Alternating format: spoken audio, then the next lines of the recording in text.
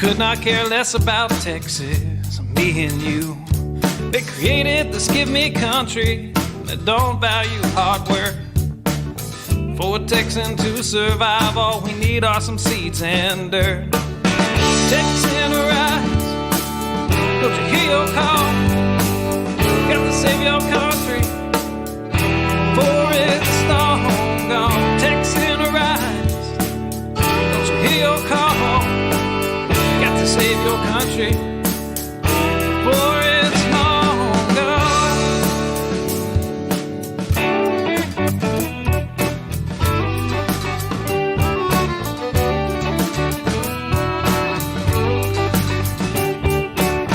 We believe in family and we value our community. Gladly lend a helping hand to a neighbor in need. And we don't believe that government should provide for all of society's needs. No, it's the pride of a Texan to give to others voluntarily. Texan rise, don't you hear your call? Gotta save your country, for it's long gone. Texan rise, don't you hear your call? Gotta save your country, for it's long gone.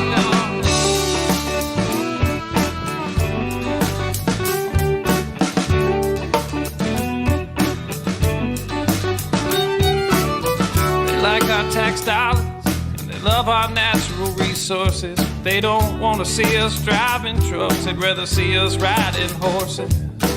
And now they want to ban our guns, you know, especially the ones that look scary. But may I remind you of the Gonzales Cannon and the Alamo heroes we buried.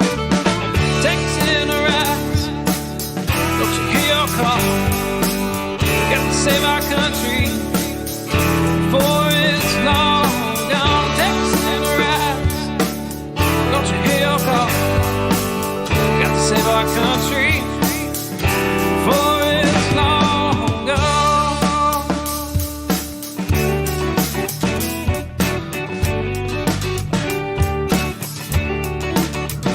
This last verse is straight from the Texas Constitution, Article 1, Section 1 and 2. Look it up.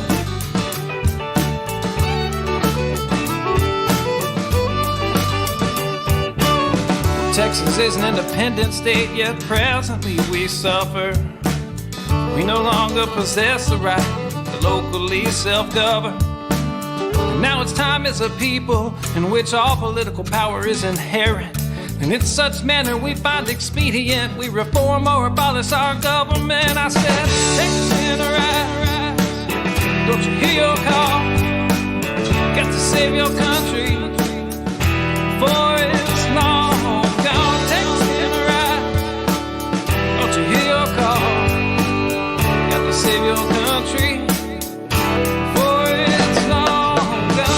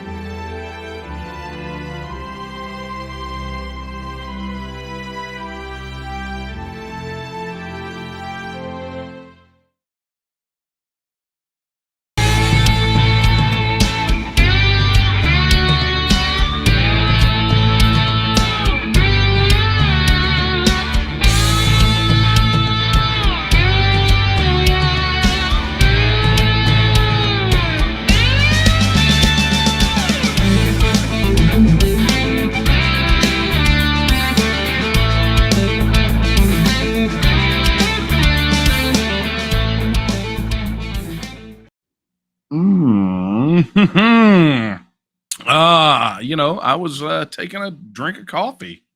Sue me. Come on. Well, good evening, everyone.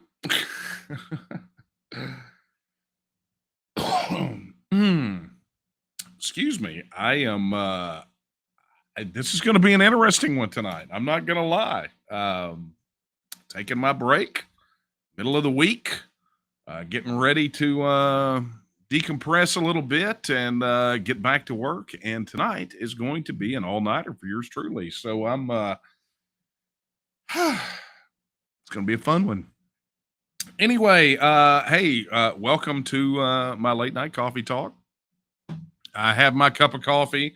There's a freshly brewed pot sitting right on the other side of that door.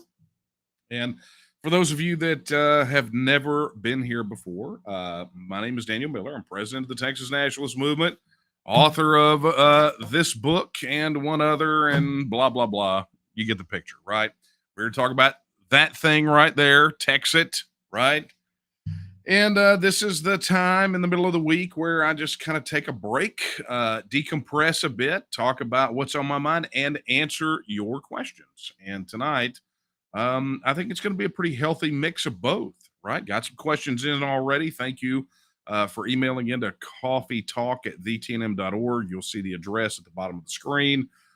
Shoot your questions. Plus, I'll be taking them from the chat. So let me go ahead and get a little bit of business out of the way. If you were joining us on YouTube, either of the YouTube channels, mine or the TNM's, be sure to like, subscribe, and hit that notification bell so you can be notified anytime we go live or when we post new videos. And then, of course, chat is active in both, and it shows up over here on the side of my screen, which I can't see, but Kara can. And she's slinging me your questions, so be sure to get those questions in. And, of course, Super Chat is active, but I would caution you to not use Super Chat on YouTube tonight. And instead, if you want to make a contribution to the TNM, head over to tnm.me/donate. We're going to be talking a lot about that tonight. Additionally, if you're watching on Facebook, by the way, shame on you, Facebook, for hiding our posts from our people. I got tons and tons of reports from people who said that they did not get the notification that this was going. They didn't see the post from any of the pages or the groups or anything else. So shame on you. I guess it's really fortuitous that we decided to launch our own social network just for TNMers. And of course, this lovely thing right here, the TNM mobile app, right? Look at that. TNM mobile app. And I'm sure there'll be some questions about that tonight as well. So look, I'm here. I'm not going to be running tech support, but I'll answer your questions about the app or the social media aspect of the TNM website. If you have questions on how to best use it, et cetera, et cetera. Of course, we're also on Twitter. We're also on TNM TV, both on the app and on the Roku. So we're live in a lot of places. Not live on Twitch anymore. Not even going to stream a bit over to Twitch. Their decisions have consequences. That's all I could say. So let's kind of wind this thing up, right? I see so many of you already jumping in the chat, and I'm looking forward to your questions tonight. I think this is going to be phenomenal. And yeah, look, folks, just keep checking in the chat, right? Drop the comments on Facebook if Zuckerberg and his minions allow you to see it. One day we'll get this tied in to where our chat aggregates over here too from our mobile app.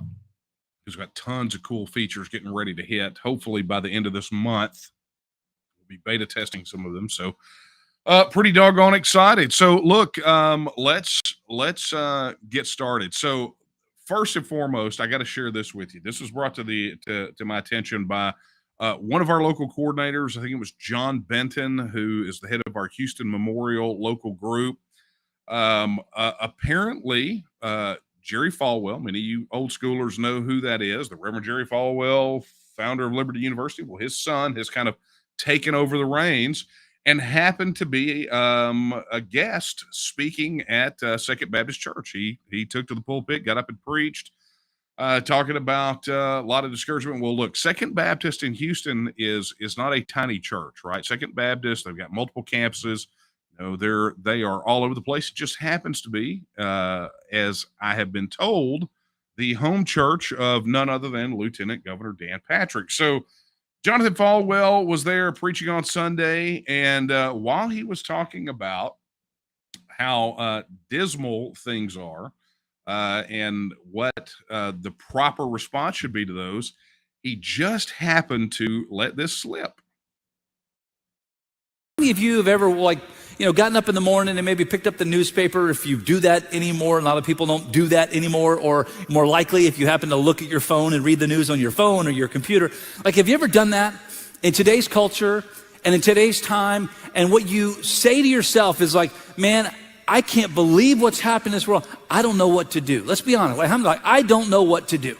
I've got to be honest with you. I think all of us have felt that. Yes, the world has gone mad. And yes, Washington has gone mad. Hey, by the way, Washington has not gone mad. Washington has been mad for decades. Washington is messed up. It's crazy. And whether Republican or Democrat, they're all nuts up there. I think I've heard it, often, people kind of talk about it and joke about it, Texas ought to secede and make its own country. Hey, that's not a bad idea, but I'm not talking about that today. Well, so if I'm Dan Patrick, who may or may not be there, who knows? I'm thinking, awkward. How wonderful is that? Jonathan Falwell, no slouch, plenty of street cred, right?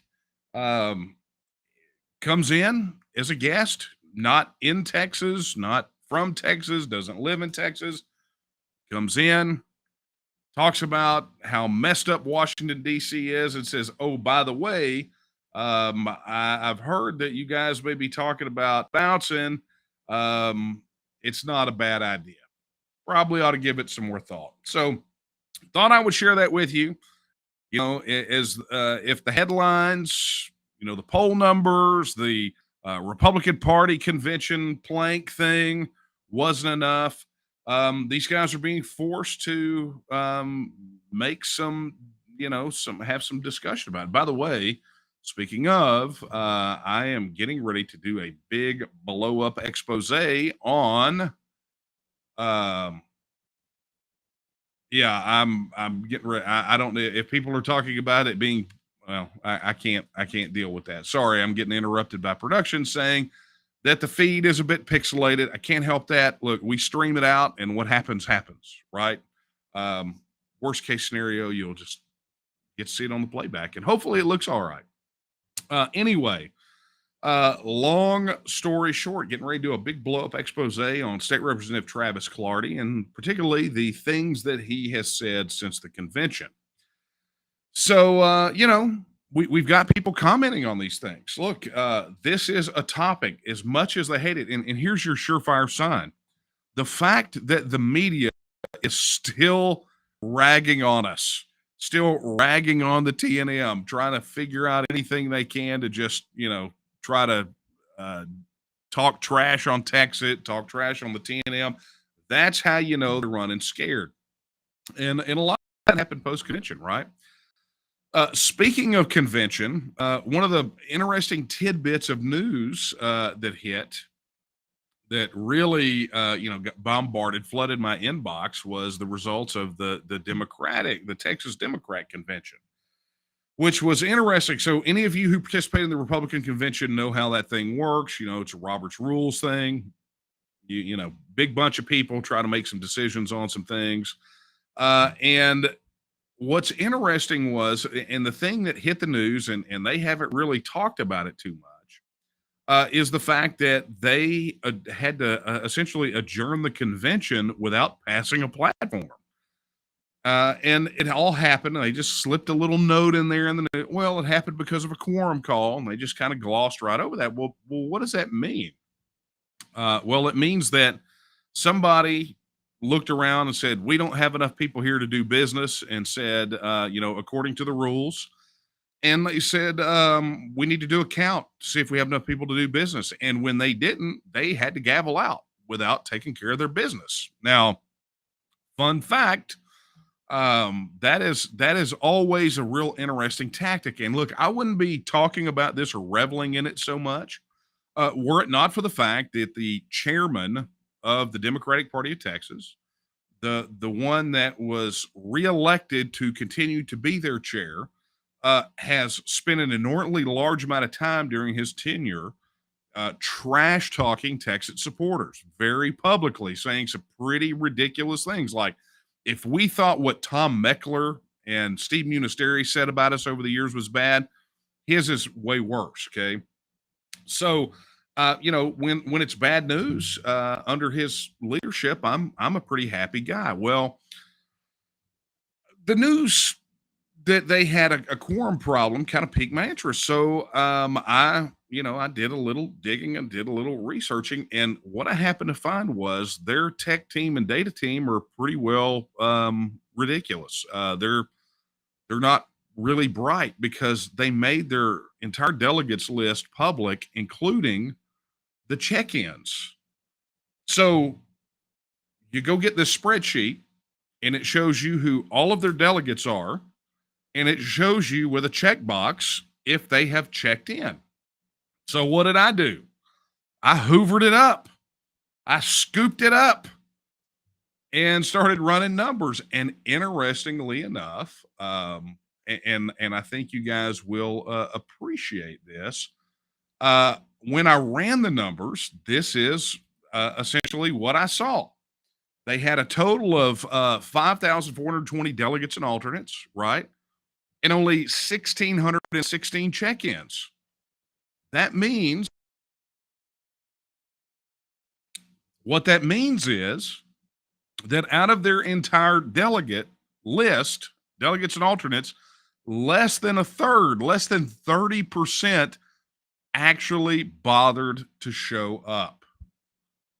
Now, the interesting thing about that is, and I want you to think about this from a Texiteer's perspective, okay? The TNM in particular. As a nonpartisan organization, we are committed to making sure that we get TEXIT done, right? Getting it on the ballot and winning that vote. That's a key part of our mission, the political independence of Texas, and that's just sort of a way that you go. And remember, the Democrats were raging after the platform news, talking about how we have essentially taken over the Republican Party of Texas. But I got to tell you this: you look at these numbers, and maybe that's just their concern that we might turn our attention on them. Maybe we'll just go take them over. I mean, look, we had more delegates to the Republican Party of Texas convention than they had actual delegates at theirs show up, even bother to show up.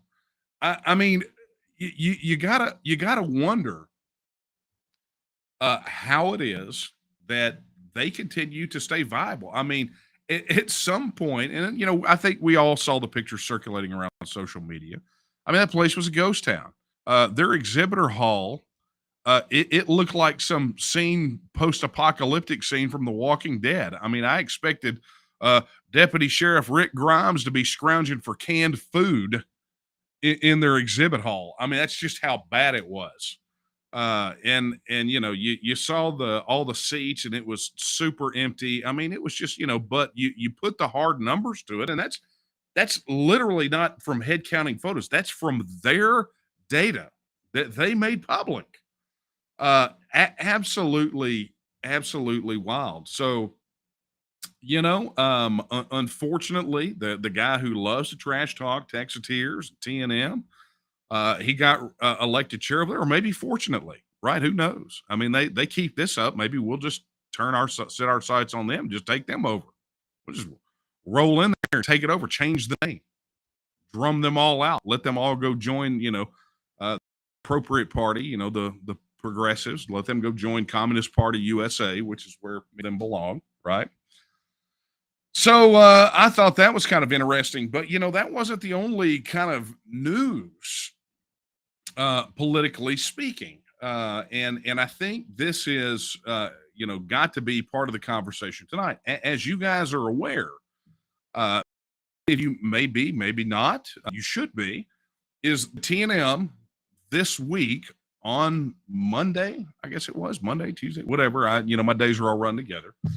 Launched literally, it was Monday, the largest fundraising campaign in our history. And it's been a monster. It's been a monster to get off the ground, to plan, to do whatever. But it has been absolutely necessary. And the team has done some tremendous work getting it ready. And it has been an Achilles heel. Look, I talked about it in TEXIT, where the money aspect was going to absolutely torpedo us if we didn't get it right, and start getting our heads screwed on straight. So the T&M launched what's called the T&M Catalyst campaign, where we are essentially trying to fill the coffers so we can get and win the vote on Texas independence. And it's always interesting when we try to fundraise. We get pushback, right? Now, this one's been different. There's been almost no pushback. There's always some knucklehead out there who has something to say about money or whatever, and how we're living high on the hog, and I don't get paid. As a matter of fact, the reason I'll be up all night tonight is because I have a job that I have to work in addition to everything I do for the T&M, and I got to go earn to keep the lights on here at the house. So, it's always people saying stupid things, and it's one of the reasons that I wanted to take some time tonight and set a little perspective, right? I wanted to revisit something in the TEXIT book, and give you some perspective. Now, Friday, it was quite interesting because we launched this campaign on Monday, but Friday was campaign finance report filing day. And I know this because I had to handle the filings for the T&M's 2 PACs and the wrap-up reporting from my campaign for lieutenant governor, which, by the way, I still haven't shut down my campaign account. Just saying. Who knows what could come of that? But anyway, as many of us were trying to file our campaign finance reports on Friday, the Texas Ethics Commission's website just went absolutely bonkers. Slow, wouldn't work, and whatever. And of course, my first thought is, oh, look, somebody other than us having website issues, right? But what was interesting was this tweet that was put out in a statement initially by Beto O'Rourke, right? Now, this tweet was by Patrick Vitek, and you guys see his reporting all over Texas politics, but this is essentially what happened down their site. Beto O'Rourke was trying to upload his campaign finance reports, and it was 102,000 pages. 102,000 page campaign finance report.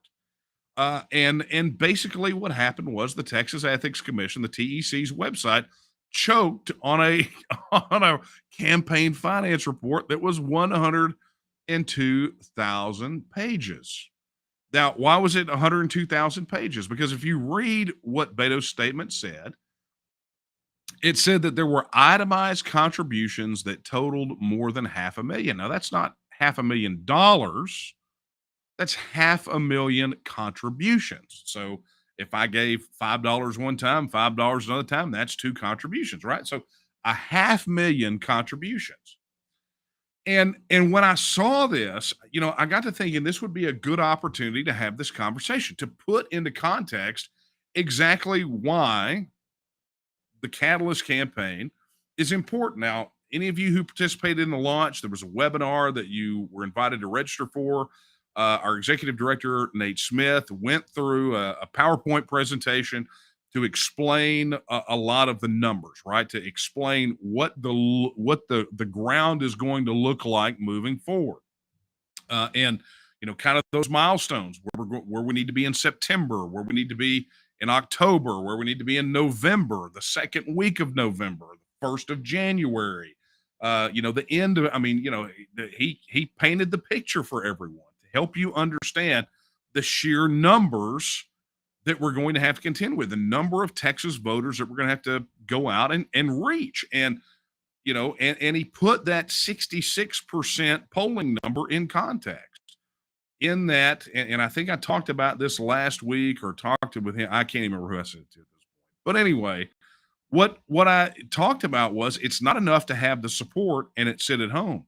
You're going to have to muster up the largest get out the vote campaign in history, both to get the vote and to win the vote. Okay. You got to show up and you got to have large numbers and you got to do big things, and big things don't happen without big money. And so, as he was explaining this pre-launch for the Catalyst campaign, then, then the thing about Beto's campaign finance report, I thought, what, maybe we need to have some conversation about some perspective. So what I did was, and, ever the haters of the TNM, the Texas Tribune, do come through in some instances, particularly when their data team takes data and breaks it down. And, not that we couldn't have done it, but thank goodness they did the work for us, right? So this is what I think is quite interesting for everyone, and pay close attention to this. So in comparison, because and why we're focusing on tonight, why I'm focusing on statewide races at the top of the ballot, right? Which would be the governor's race. I mean, I could go down ballot and look at railroad commissioner or something like that, but top of the ballot, because it gives us an indication, because Texas will be a statewide effort, right? From El Paso to Orange and from Dalhart to Del Rio. I mean, it's going to be one end to the other. It's a statewide campaign, and so you have to begin to think about TEXIT in that regard. Like I said, I talked about it in the book. You've got to think in those terms. This is not, let me just take this slide off. This is not a school board race, right? This is for all the marbles. We're trying to get independence for Texas, the 9th largest economy in the world, population of 30 million people, 16 million registered voters. I mean, this is big, right? You don't free a country on a budget of a softball booster club for a town of 10,000. Just not how it works, right? So here you go. This is all the takeaways from Abbott's campaign finance report, right? So just to give you an idea of the period this covered from the essentially the primary, right? The primary election date, March the 1st to June 30th. Okay. And during that period, he raised almost $25 million just in that time period. Okay. Not include what he had on hand, what he raised before, $25 million from 112,750 itemized contributions. Okay. So that's individual contributions, 112,000 of them, almost 113,000, totaling up to almost $25 million. Now, here's some interesting statistics, and I want you guys to remember that this is something that I have railed about, something the organization has railed about, something that we were told was absolutely ridiculous. But check this out. 14.3% of the money he raised came from outside of Texas. Now, file that away. Okay, just tuck that away. But 57% of the contributors were from outside of Texas. So, or the individual contributions, right? So 112,750, almost 60% of those came from outside of Texas. Now, let's contrast that with O'Rourke. You guys like the picture I picked? It's what I had on file. What do you do, right? During the same period, he outraised Abbott, total, not by much, in their terms. For us, I mean, that's life-changing money, right? But he raised $27.6 million. That over 500,000 itemized contributions, right? 508,000. But here you go. 47.1% of his money came from outside of Texas.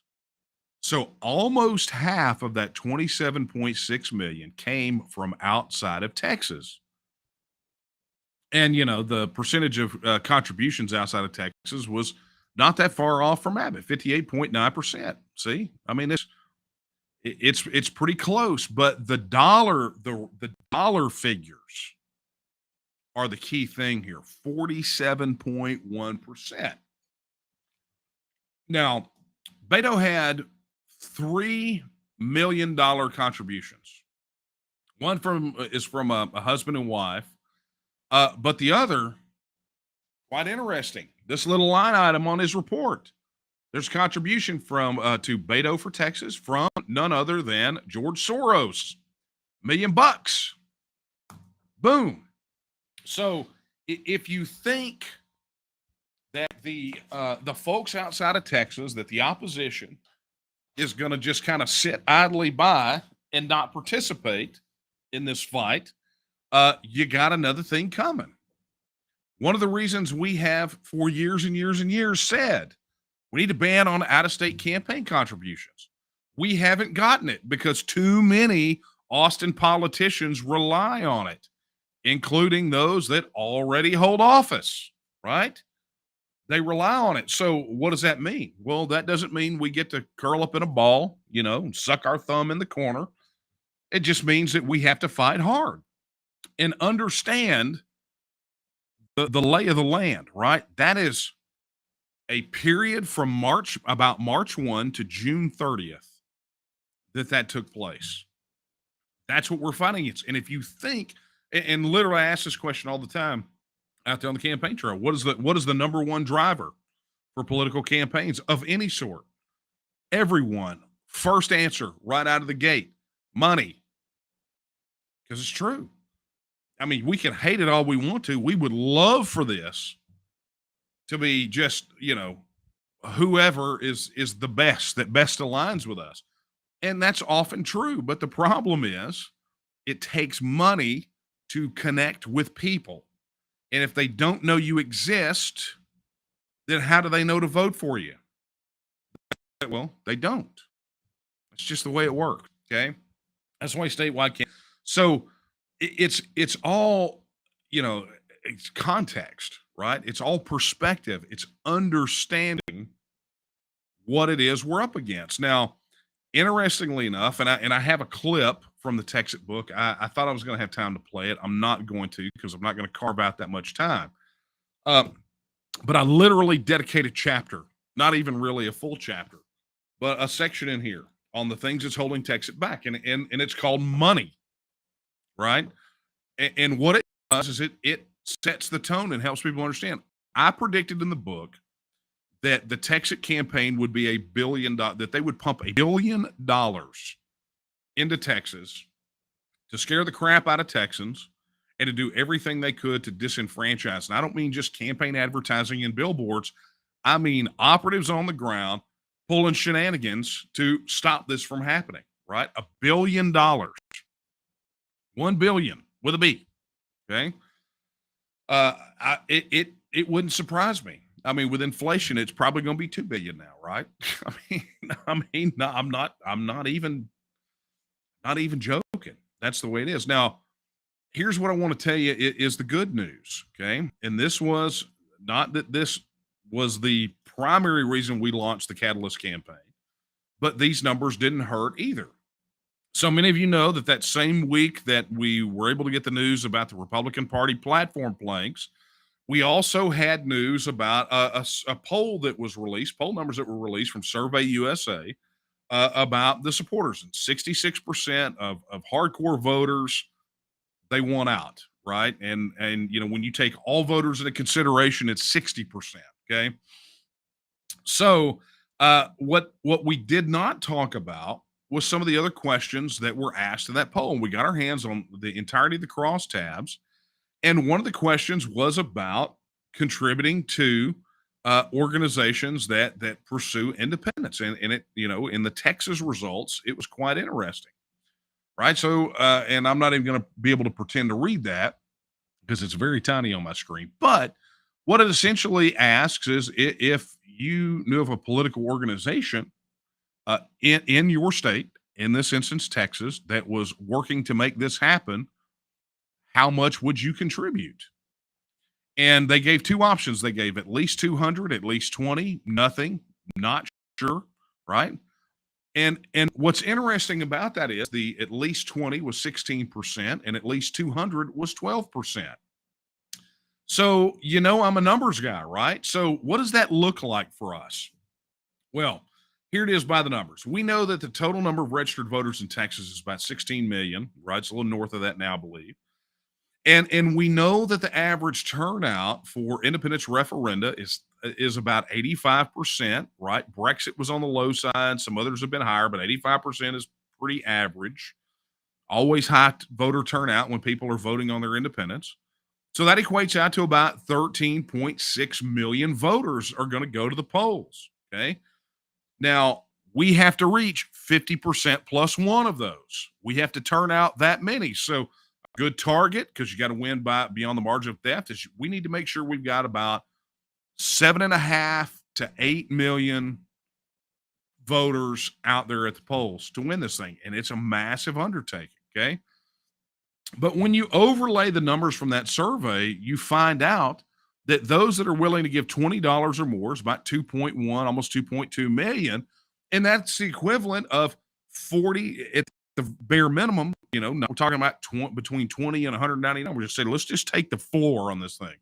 That's 43.5 million to get the job done.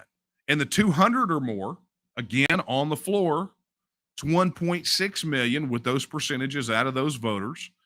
And that equivalent is 326.4 million. So, when people talk about how it's not out there, people are not out there, these are people, the percentages of people that are responding to a poll, to a survey, directly asking if they would participate at some level financially in helping make Texas free and independent. And they answered. So they're out there.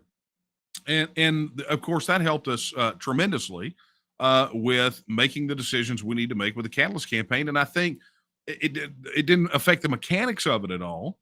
But what it did do was it gave us a lot more confidence to go out there and remind people, look, whether you give $1, whether you give $5 or $500 or $5,000, understand that something is better than nothing, because George Soros is writing $1 million checks all day, every day. And money from outside of Texas is pouring into these statewide campaigns in massive amounts every single solitary day.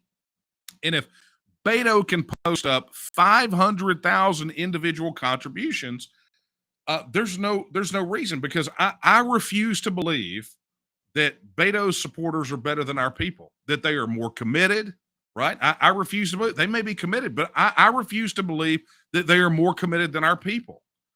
And I got to tell you, if somebody out there is not willing to participate, whether it's by time or by $1 or $2 or putting some daggum change in the jar, I mean, God only knows how much money I have put into this crap when I didn't. I mean, I told you guys before, there were times when this organization was so flat busted, and Kara and I had to come up out of our own pockets just to make things continue to work. So you would have things like a website and forms and, all the stuff that you need.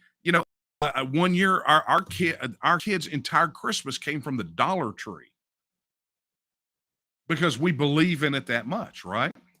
And we're not made out of money. I mean, go look at that mattress that I just had to take off my bed that's been there for 20 years, right? I mean, we're driving around in a very, very old Toyota Scion, because we're trying to pour as much as we can into this to light the fire, to go win, because we've all put too much into this thing to just say, those Beto people are more committed to Beto than we are to the future of Texas, our kids and our grandkids. I'm not that guy, and I refuse to believe that you're that either. So we kicked off the Catalyst campaign, and, we've been in, what is today? Wednesday, right? So we kicked it off Monday. So we've had Monday, Tuesday, and today, and it has already become the largest fundraising campaign in the history of the TNM. And many of you are super excited about it. Some of you are brand spanking new and have come to us through this for a variety of reasons. One of those I'm going to talk about here in a moment. After I get a topper on my coffee. Thank you. Preach the necessity for coffee. Anyway. So let me show you this. If you go, first and foremost, you can, what I'm about to show you, you can find on the website at tnm.me/catalyst, or if you go to tnm.me, hit any of the donation links, it's going to take you to this page. Okay. But what's great about this, and what's got, I think, people really fired up, is through this work, through the work that the team has done, Nate, Daphne, everybody else that's working on this, there have been some phenomenal bonuses, right? Many of you had heard about the Line in the Sand Society previously. We soft launched that and have run it for, I don't know, not quite a year. And that's folded in here. But the other has been a company that has stepped up, that is doing a crypto token launch based around this, all primarily to benefit the TNM, right? And I'm not going to go into all the specifics of it, but I will talk about it here in a moment. But look, in the Catalyst campaign, you can see there are plenty of bonuses over there. We've also expanded the opportunities for people to give, right? Anything of $5 or more, you get stuff. You get stuff. And it's because we've got some phenomenal people that have partnered up and agreed to do so. But there it is, like Spiffs for donations 200 or more. All you people that want Nate to release his album, that is our theme song on here, Texan Arise. You get it. He's going to go ahead and sink the 8 ball and release it first for y'all, for people who give. And then Texicon. I mean, we made a big announcement that we're going to bring back the Texas Independence Convention, or as we call it, Texicon. And you get tickets, and then you got all this stuff from the Line in the Sand Society. So phenomenal opportunities here for you to get some great things. And of course, this one here's picture. This is Jim Fry. You guys may remember him off the TV show Forged in Fire. One of the things from the Line in the Sand Society is a custom forged Alamo saber by Jason, who, as you can tell by his shirt, just happens to be one of us. So head over there to the Catalyst campaign page, find out more about that campaign. And it's really about helping us get and win this vote, right? I mean, this is what it's going to take. If you're going to compete with the establishment, you got to go beat the crap out of them. You got to compete with them in money. Now, the good news is we don't need as much as they have, right? Because we've learned over the years to fight like gorillas and squeeze the poop out of a buffalo nickel, okay? But it's time. And, one of the components of this that I mentioned was the company that partnered up with the launch of the crypto token and there's more details on that page. But look, here's an introduction. This is how committed they are to helping us get across the finish line.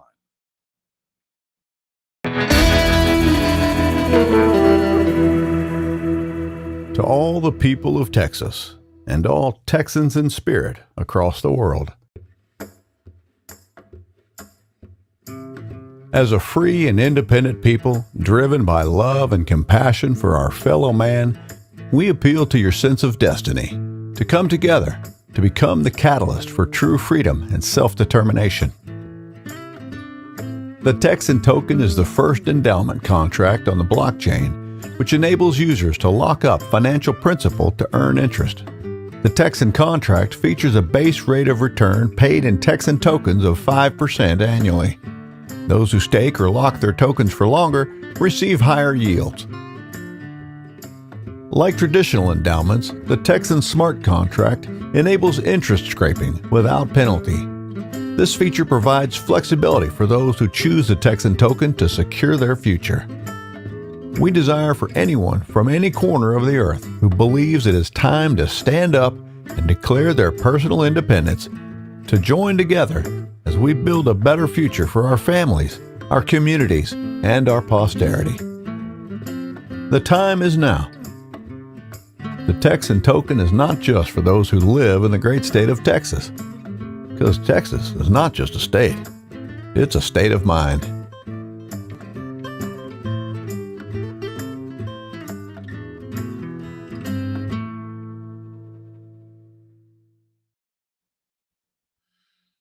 Okay.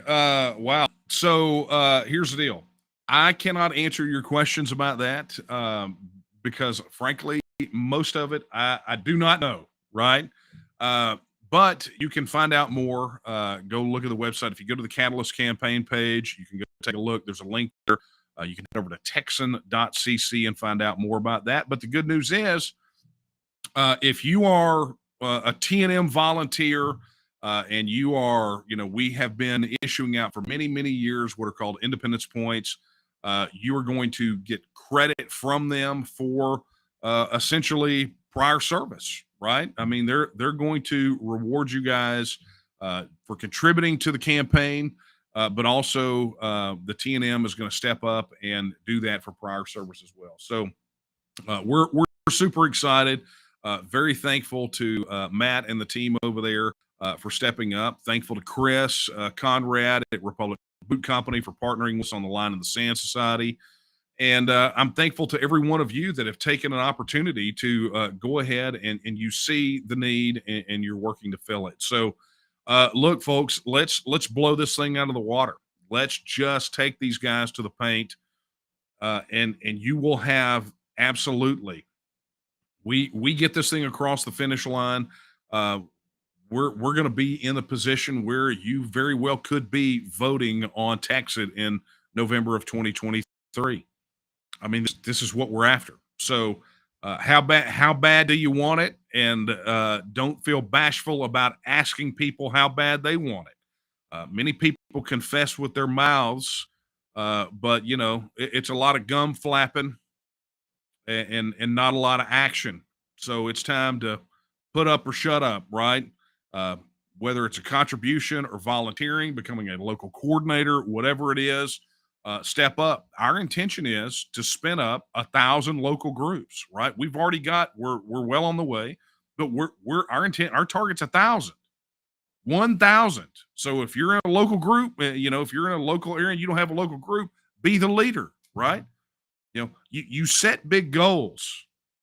Some people would say that, in Texas independence is too big of a goal, but that's what you do is you set big goals, because how do you ever expect to achieve things, great things, if you don't set your goals high?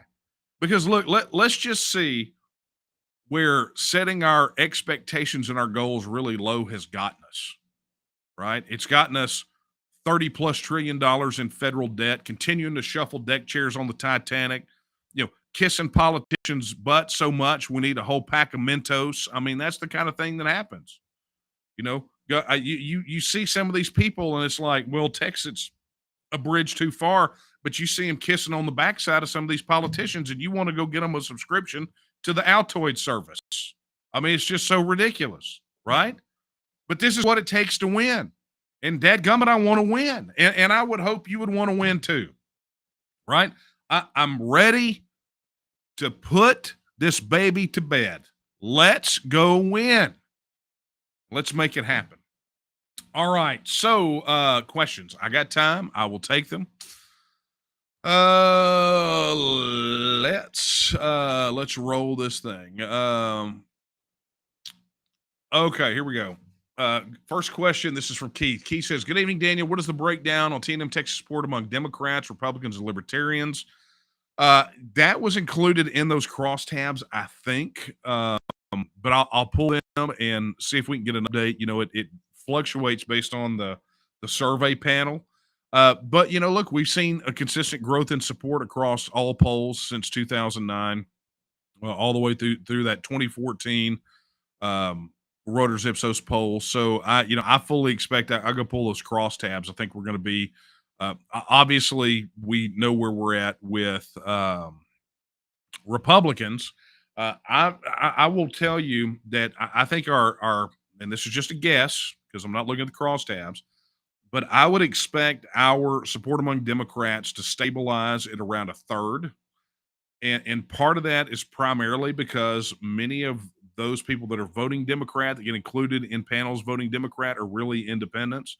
So the number that I always look for when these polls come out really is the independent voters. They are the ultimate wild card. During that 2014 poll, that number reaching right at a majority, right about half and half, uh, was major for us, right? The other number that is always going to be the X factor for us in polling is really the disenfranchised, the non-voters.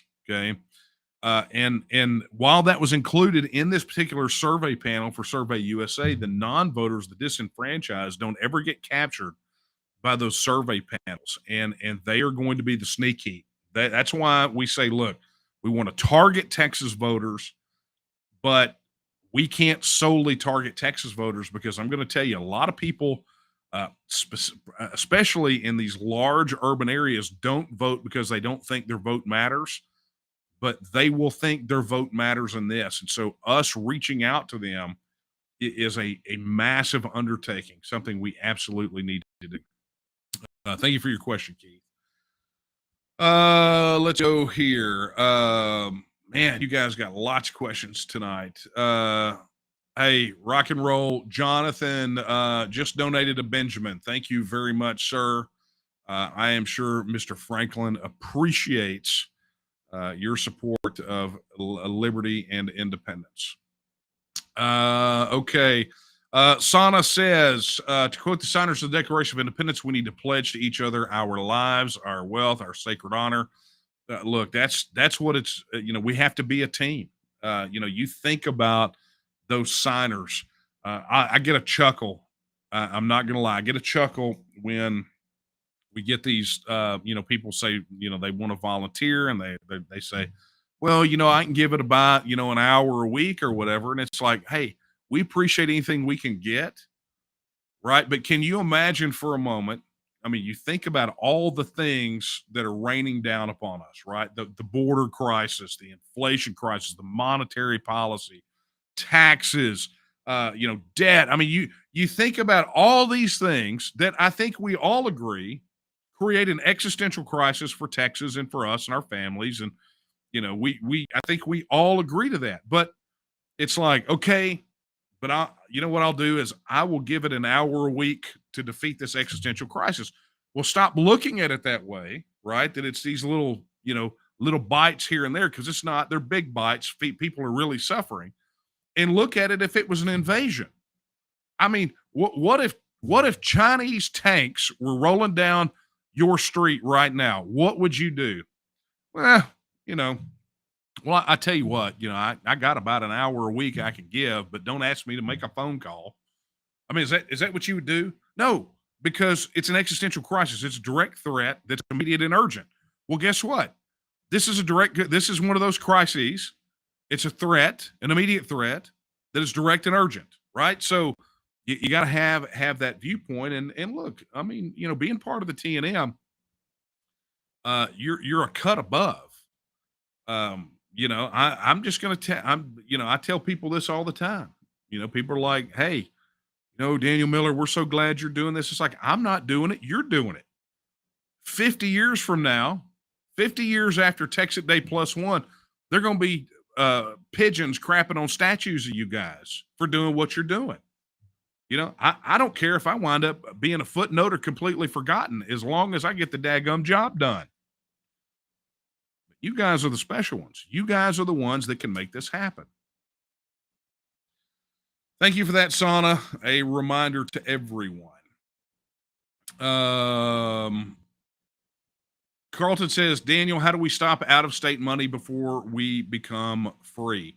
Legislation banning out-of-state campaign contributions into state campaigns. We pulled language from the Texas Independence Referendum Act and tried to have it as a separate legislative priority for the last 2 or 3 sessions. And these guys just absolutely do not want it. I mean, because they all get fed from it. Okay, here's one. Derek says, I'm a physician in Denton. Hey, Derek. Dr. Derek, should I say? How can I approach folks in healthcare about incentives to support Texas independence? I always get, I'll lose all my Medicare payments, or insurance companies might not pay for non-American citizens, etc.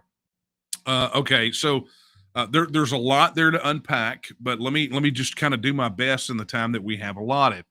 Um, One thing to understand is that the money that Texans have paid into the Medicare Trust Fund is ours. So it's part of the negotiation, right? As Texas workers have put into the Medicare Trust Fund, we're going to have it. So in a period of transition, so from the time we vote to the time we are fully out, there will have to be a system implemented so that we can capture those Medicare dollars back into it and transition into a system that makes more sense, particularly given the population of Texas and how we get to eliminate federal waste, fraud, and abuse, right? So there's always this idea that that people have that somehow TEXIT means that all of these things disappear overnight. And that's not the case, right? We've seen it at least 54 times ish over the last 100 years, where these independence things happen via referendum, and then they go through this transitional period. During that transitional period, that's when they take a lot of these systems. Now, here's the good news. The good news is, and I talk about it in the book, we talk about it on the website, is that because most of these programs are, the money goes from us into the federal system then sends back a portion of it with instructions on how to use it, and then we have to, as a state, match funds to combine and then pay out, right? So the good news is we already have the administrative framework here to take those things over. Now, I would say this, to the insurance company part. Well, let me pause the insurance companies. Let me finish this other thing. Okay. The one thing to think about is that all in, we are overpaying anywhere from 103 to 160 billion dollars annually. That's all in. Okay. Take federal pension benefits off the table because that's covered under existing federal policy. And if the federal government decides to default on that, we would still have a surplus to take care of it. But that all in also includes these Medicare payments. And the fact of the matter is that if we were to implement a system and the federal government were to tell us to go kick rocks, we would still be able to basically cover all the chips on the table. Okay. As for the insurance companies, look, almost every one of these insurance companies is multinational, right? In places where they can go do business, or, according to whatever the rules are. I doubt very seriously they're going to want to eliminate a market where Texans, the ninth largest economy in the world, businesses, and Brexit was the truth. All these businesses said they were going to move out of the UK, move to the EU, and they never did. In fact, they expanded operations in London and actually drew in more companies from Europe because of the business friendly practices. So I don't foresee that happening, and I don't think the insurance companies would want to cut their nose off to spite their face. So thanks for the question, Doc. That's a good one. I wish I could do a whole hour on that one. That would be great. Oh man, I love this. Okay. Let's see here. Katie says, will we be getting more information on Texicon on the app soon? We will be getting more information on Texicon as it is released. I mean, we're 3 days into the fundraising campaign right now. We are working our game plan, but I would say expect Texicon to be early, probably second quarter of next year, but before the legislative session's over, I think. Don't quote me on that, but I think I have seen it penciled somewhere around that time. So just be ready. As we're not going to keep it a secret, I promise. Okay. Man.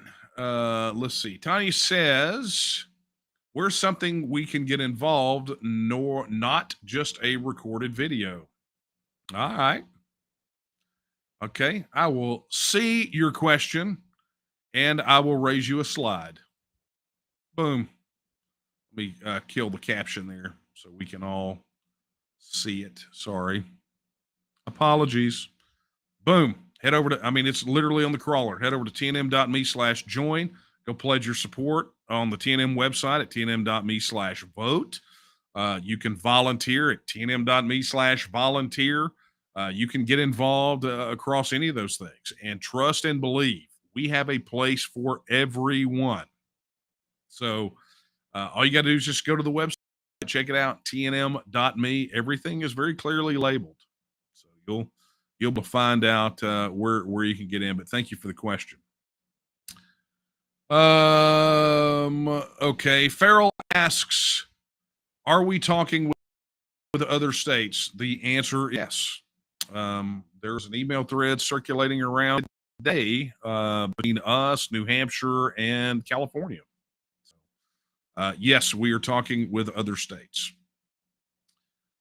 Okay, this is a good question. David wants to know, some friends of mine are wondering when TEXIT happens, what recourse will enlisted Texans in the U.S. military have for leaving and enlisting in the Texas military? That is a negotiated question. Service personnel are under contract. And so the question becomes whether or not the U.S.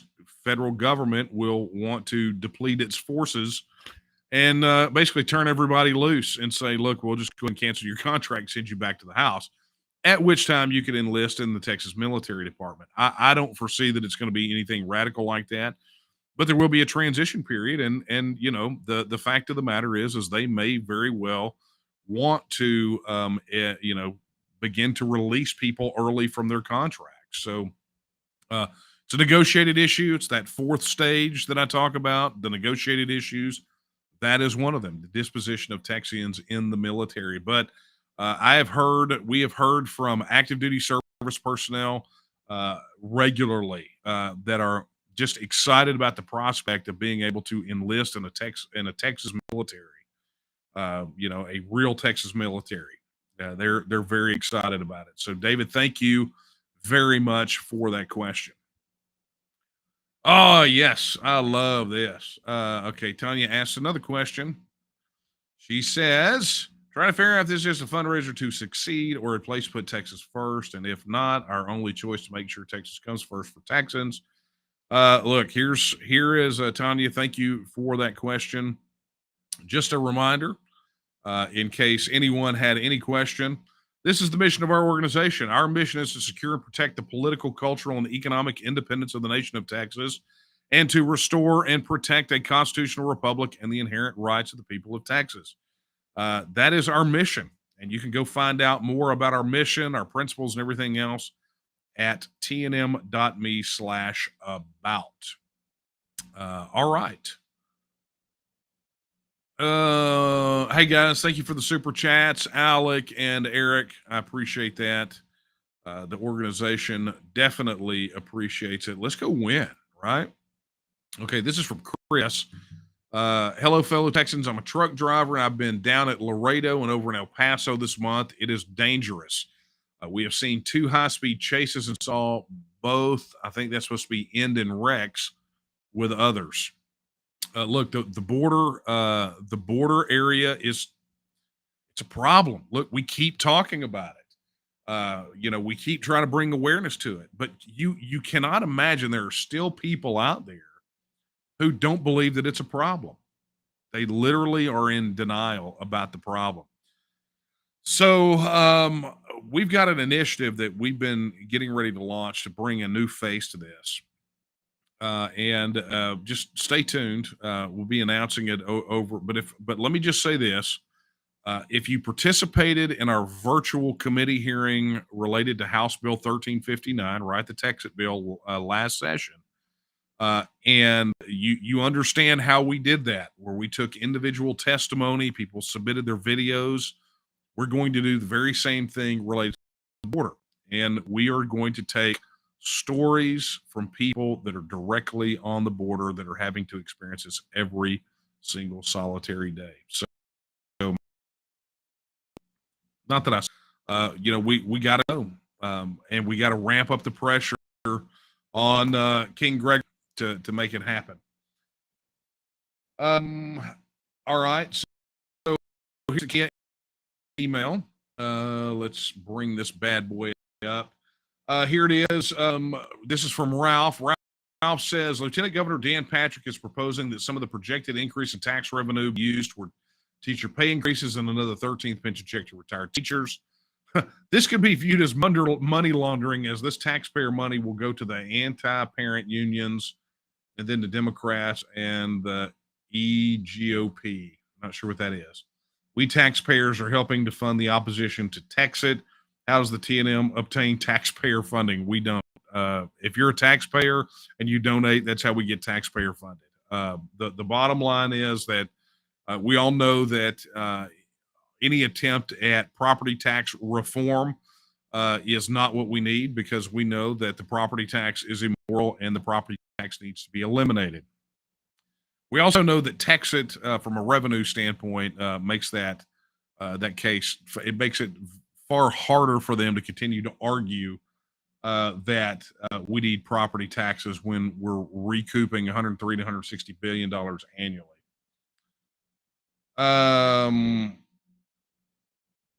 Okay, Mac Duncan says this. He says, "What if the TNM showed up at every Beto stop? Go get them, Tiger. I mean, if that floats your boat, go get them. But this is what I say: every second you waste with an opposer is 1 second that you don't have to go out and connect with those 66% that are ready to see this happen, but they just need to meet a face from the organization." So, but I like to play too. Oh, here's a fun one. Okay, this is great. I don't know who this is. This is a troll. I love these. Yay, go TEXIT. I don't want to share a country with you birther fascists. Oh my God, that is so 2008. I mean, Jesus Marimba. Talk about stuck in the past. I don't want me tax dollars going to you. Now you're talking like a pirate. Arg, I don't want me tax dollars going to you. Leave and don't let the door hit you where the Lord split you. Well, whoever you are, I would suspect that the good Lord probably split you right down your cerebellum. You may want to call the emergency room, because based off of what I'm reading there, it kind of looks like you're having a stroke. And I would hate to be the cause of you having a stroke. Although if you were an elected official, I love to make those guys stroke, have diarrhea, whatever. I love driving those guys nuts. Okay, look, I'm gone over time tonight. But look, just a quick reminder. We got a lot of meetings and events coming up. Be sure to head over to tnm.me/events to check it out. I am going back on the road. Fun time. But there's a meetup near you. If there is not a meetup near you, go get them, Tiger. And by the way, tomorrow night, and it's not on this calendar, but tomorrow night, I will be a guest on HTX Renegade Radio. And I'm going to be on there for 2 solid hours. Many of you guys who saw Don Huffines when he was running for governor, his main security guy, Katie Sims, he and I are going to be on there full 2 hours doing a roundtable with those fine fellows over at HTX Renegade Radio. You can look that, you can find it, HTX Renegade Radio on, I think, Facebook. I think they're on Rumble. They're just search on, and when we get ready to go live, we'll do a big blitz out to everybody, tell you where you can tune in. But we're going to have a lot of banter and a lot of discussion, and I think we'll be taking your questions. So let's pretend, look, this is, you got me for a part of an hour tonight, but we're going to be taking solid 2 hours. So HTX Renegade Radio, look for it, and just keep checking the doggone, keep checking the calendar. All right. As I said, I am over time, so let's wrap this thing up. As I stated earlier, just a reminder, if you are not a member of the Texas Nationalist movement, head over to tnm.me/join. That is tnm.me/join. And by the way, if you do not have a local group in your area, head over to tnm.me/local and volunteer to organize a local group. But you ask, Daniel, how do I know if there's a local group near me? Well, kaboom, there it is, tnm.me/local groups, or you can get all up in our social media and find groups segmented out by actual local groups and those that are currently organizing, right? So get over there, get the app downloaded, join the community. I mean, it's, we need you. You got to be a part of this. It is turning out to be one of the single greatest organizing tools that we're going to have in our arsenal. Oh yeah, and by the way, just a reminder, you media guys, the ones that you keep writing about us but can't seem to include us, even a question or a different perspective, there it is. You know how to get a hold of us. It's not hard. And of course, as I said earlier, we have launched the Catalyst campaign. If you are ready to be a part of that and learn more about it, head over to tnm.me/catalyst. That is tnm.me/catalyst. All right. That is going to be it for me. I've got to chug more of the brew, which makes things happen. And I've got to get back to work. And I will probably be up at sunrise when most of you are getting out of bed. So still up, not like with a break in between. So anyway, look, if anything I said tonight has motivated you, then go do something, because let's go win, right? If we are indeed in this this existential threat, this existential crisis, then let's do what it takes to solve the problem. And for that, I will leave you with the words that I leave, that I end with: live stream speeches, everything else, every single time, because I believe it is more relevant and poignant now than ever.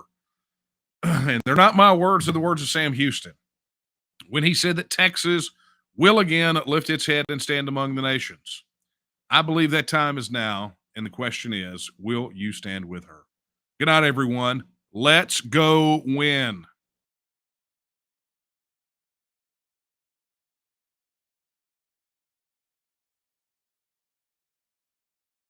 I'm Mac Duncan from Angelina County. I'm a local coordinator with the Texas Nationalist movement in Lufkin.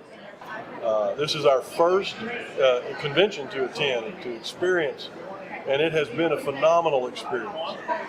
The reception at the booth, whenever people would come by, and for us to be able to sign them up to have a vote for Texas independence. People from other states, from other countries that have come in, to be able to talk with them, to get them to see that Texas can be independent. The energy that you see, that you feel from them is phenomenal. To watch them know that they are setting the course for their future, that we are able to do this. We have all the resources in place. And so now to be able to go to the convention floor tomorrow, to have not one but two planks that's going to come up, to have that resoundingly approved, we know that we have the masses on our side. Supporters have grown exponentially since we've been here, and we are looking forward to that, to set the course for Texas freedom. Welcome back to another edition of This Month at the TNM. We just got back from a really exciting time at the Republican Party of Texas convention in Houston. Your organization was on deck from the start of the convention, beginning with the formation of the temporary committees all the way through the vote on the platform by the delegates at the general session on Saturday. This convention was just full of victories for the TNM, and I want to express my appreciation for all those who volunteered their time to make it such a success. We'd like to take you through what happened in Houston and what your organization's role was in it. First, let's take a look at what the convention is actually all about. What is the Republican State Convention? Basically, it's the place where the party defines its shared beliefs and determines how to promote these beliefs. This is done by creating a platform and by setting rules and electing people to run the party between conventions. A party platform is a set of principles, goals, and strategies designed to address pressing political issues.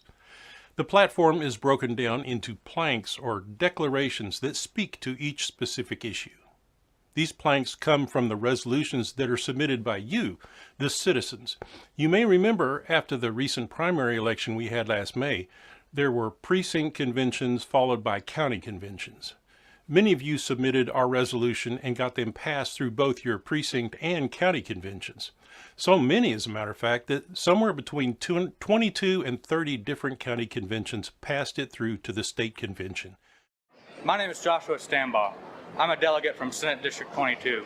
I'm the local coordinator for the Waco group of the TNM. I'm also the youngest local coordinator for the Texas Nationalist movement at 19 years old. And I can tell you here at convention, everyone I've talked to, and I've talked to at least 100 people, only one person didn't support our movement. 70% of Texas Republicans support not just a vote on Texas independence, but on Texas independence itself. You can see that here today at convention. And I can say, even though the vote hasn't taken place yet, I know that it passed, because that's what I've seen so far. Thank you. Here are the two resolutions you guys sent up from your county conventions. In the Constitutional Issues Committee, Plank 33, State Sovereignty. Pursuant to Article 1, Section 1 of the Texas Constitution, the federal government has impaired our right of local self-government. Therefore, federally mandated legislation that infringes upon the 10th Amendment rights of Texas should be ignored, opposed, refused, and nullified. Texas retains the right to secede from the United States, and the Texas legislature should be called upon to pass a referendum consistent thereto. And in the State Affairs Committee, Plank 224, Texas Independence, we urge the Texas legislature to pass a bill in its next session requiring a referendum in the 2023 general election for the people of Texas to determine whether or not the state of Texas should reassert its status as an independent nation.